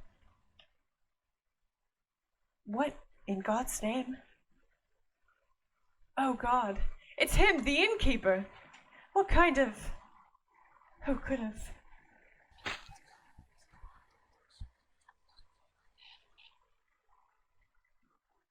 Once again, I returned disoriented from my vision. I was closing in on the source of the madness. The innkeeper had said that the wood came from a tree on an island. Could that have been Clan Bronwyn Island? Given what I was seeing, it seemed a valid, if worrying, possibility. Besides that, it seemed, I had no other leads. So what would I do? I was determined not to let the trail end there, if there were just a single clue. Excuse me. I rolled it up and smoked it like a cigarette. Thank you. Thank you. That is it. That is the Arrested Development line. Learned a lot, not from professors though. Oh wait, you were sheltered, then you went to a semester of college and got put in a room with two stoners. Learned a lot, not from professors though. Yeah, like I said, I did improv in high school. And then I went to a liberal arts college, so you can guess how that went. It took me a while to warm up to IPAs. That's fair. Yeah, I feel like it did for me too. And now I like IPAs a lot. They're probably my favorite. Racer 5 is crazy aggressive. That shit is so bitter. Like, oh man, intense. You think your gateway beers were sours? Yeah, that makes sense to me. I feel like I have cat hair in my throat. Like pretty much everything. Anything but porters and most Belgians. There have been some exceptions on the Belgians. Porters literally taste like watered down stouts to you. Yeah, no, I agree with that. Also with the Belgians, I used to be crazy about Belgians, and now I'm just like, I haven't really had one that I was like, oh yeah, this is great in a while. Because they do have this like kind of too sweet taste / smell to them. Meh. I only really dislike Pilsners because really, what's the point? Yeah, same. I mean, I've had a few Pilsners that were like, oh, this is pretty good, and it's, you know, like it's full body taste, but there's not a lot of them. You like UV blue vodka? Nice. I mean, hey, I don't have a problem with vodka. Vodka's good. Vodka is probably, well, I also really like gin, but it has to be good gin. American gin is, I'm a fan of American gin, which is way more floral and fruity, I guess, than English gin, which tends to be more on the dry side. American gin has more of like a botanical smell and taste. And I am a fan. There's one called Greenhouse that I haven't had in quite a while, but it's really good. Yeah, that's the end of my statement. Look, paper. Trilby. I know you are following a trail. Go to the roof if you wish to proceed. Lankman. Victim 2, the innkeeper. The second man who desired judgment was the innkeeper, who had bought the wood of the tree and built from it his house. The prince came to him and his guest, and he struck the innkeeper down, and the innkeeper knew the name of the king. And the prince turned to the innkeeper's guest, and he said, You I shall not let live. You I shall not let live, for once before have I made this warning, and still my soul aches with what is done to the wood that is my soul, and I will spare no man who injures me in this way. And the innkeeper's guest knew the name of the king. Open doors. Gin is your fave? What kind of gins do you like, Bri?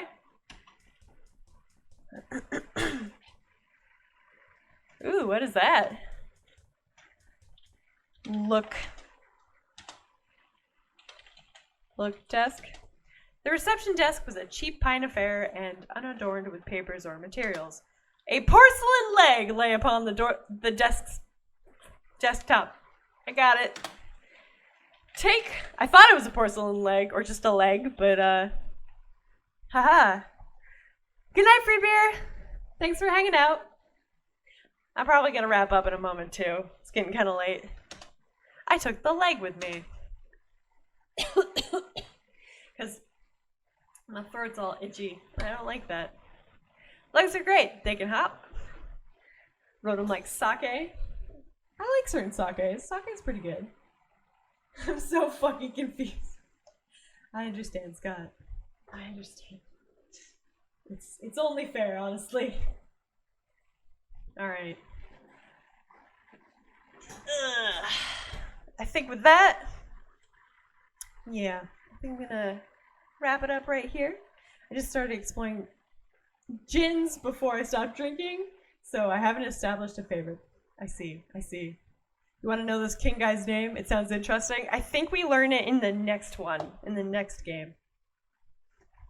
I don't think... Never mind, I was about to spoil it. Never mind. Alright, save. 2. Alright. Okay.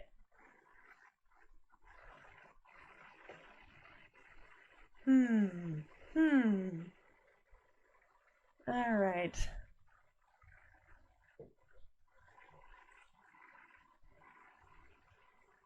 I think we are going to hop on over to my friend Akuma, who I haven't raided in a while.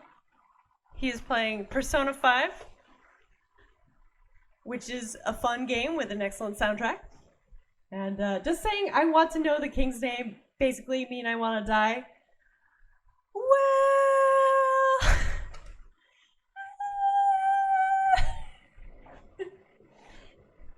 Nah, we're all good. We all want to know the king's name. But only if we don't die. Oh, you know Akuma. Awesome. That's perfect. Alright, so we'll head over there. Thank you, everybody, for hanging out with me and enjoying this game with me. I love these games, and I'm pleased to be playing them again. Death is life's next great adventure. That's the spirit, Scott. Those are fighting words there. Yep. I don't know what I'm saying. Alright, also, that is hilarious. Oh, okay. It's BMO. For some reason, I thought it was BMO. You know how, like, everyone likes butt emotes on Twitch? I know this sounds super weird. I know everyone likes butt emotes on Twitch, so I thought it was BMO with, like, 2 magnets as a butt, and I was like, that's amazing and hilarious. It's good game. I'm BMO. But I still like it. I don't know what's wrong with me. Respawn, please! I'm sorry. It's real tiny. I just saw it real quick and was like, haha, that'd be really funny. It's not. It's not the thing I thought it was, but it's cool. Alright, everybody, I'm totally normal. Respawn. Please. Does everyone have... I don't think I have this emote. Anyway, raid... I don't really do raid messages, so don't worry about it. Just say hello. Everybody say hello. Okay. With that being said, I'm going to wrap it up. Thank you, everybody, for hanging out. Scott, Rodum, and Bri, and Katamari, and Rin. I think that's everyone. Did I say Rodum? I think I said Rodum, but I'm not sure. I'm very tired. Okay. Just checking. Alright, guys. That is it from the Night Shift. Thank you so much for hanging out. I had a great time. Hope you did too. And I hope to see you again soon. Take care, friends. Good night.